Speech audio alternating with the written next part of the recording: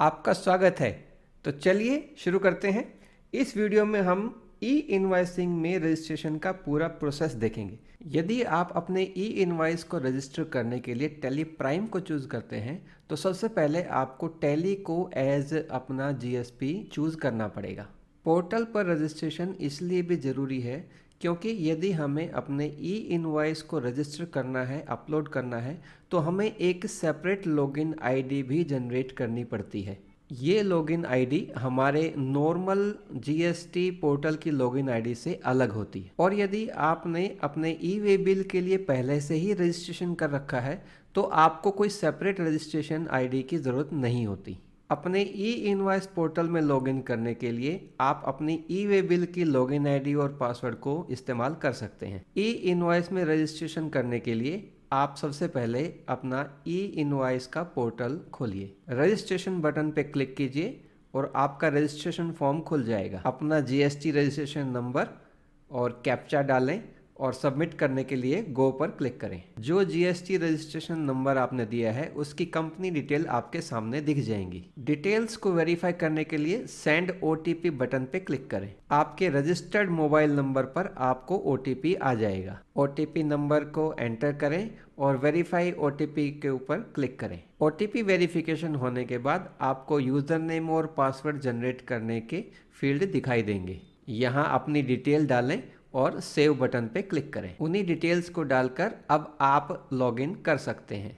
Tally को अपना GSP choose करने के लिए आपको एपीआई यूज़र क्रिएट करना पड़ेगा। आपके सॉफ्टवेयर को डायरेक्टली पोर्टल के साथ कनेक्ट करने के लिए आपको एपीआई रजिस्ट्रेशन की आवश्यकता पड़ेगी। आपके आईटी सिस्टम के साथ डायरेक्टली इंटरेक्शन करने के लिए आपको एपीआई यूज़र की आवश्यकता पड़ेगी। इससे आपका सॉफ्टवेयर डायरेक्टली पोर्टल के साथ इंटरेक्ट कर सकता है, जहां से हम अपने इनवॉइसेस को अपलोड या डाउनलोड कर सकते हैं। एपीआई रजिस्ट्रेशन में यूज़र मैनेजमेंट पर क्लिक कीजिए और वहां पर क्रिएट एपीआई यूज़र पे क्लिक कीजिए। आपके रजिस्टर्ड मोबाइल नंबर पर एक ओटीपी भेजा जाएगा। यूज़र क्रिएशन फॉर्म को खोलने के लिए अपना ओटीपी एंटर करें।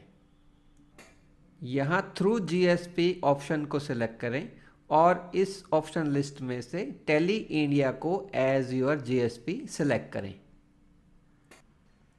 टैली प्राइम से डायरेक्टली पोर्टल को एक्सेस करने के लिए अपना यूज़र नेम और पासवर्ड क्रिएट करें। यही यूज़र नेम और पासवर्ड आप टैली प्राइम में यूज़ करेंगे डायरेक्टली अपने इनवॉइसेस को अपलोड करने के लिए और पोर्टल से अपने इनवॉइसेस की डिटेल को जानने के लिए। अब सबमिट पर क्लिक कीजिए।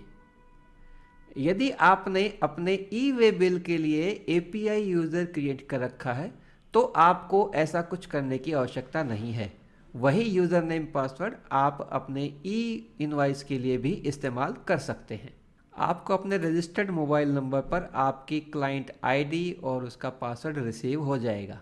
एक बार एपीआई यूज़र नेम और पासवर्ड जनरेट होने के बाद यही यूज़र नेम और पासवर्ड आप टैली प्राइम में इस्तेमाल करने वाले हैं।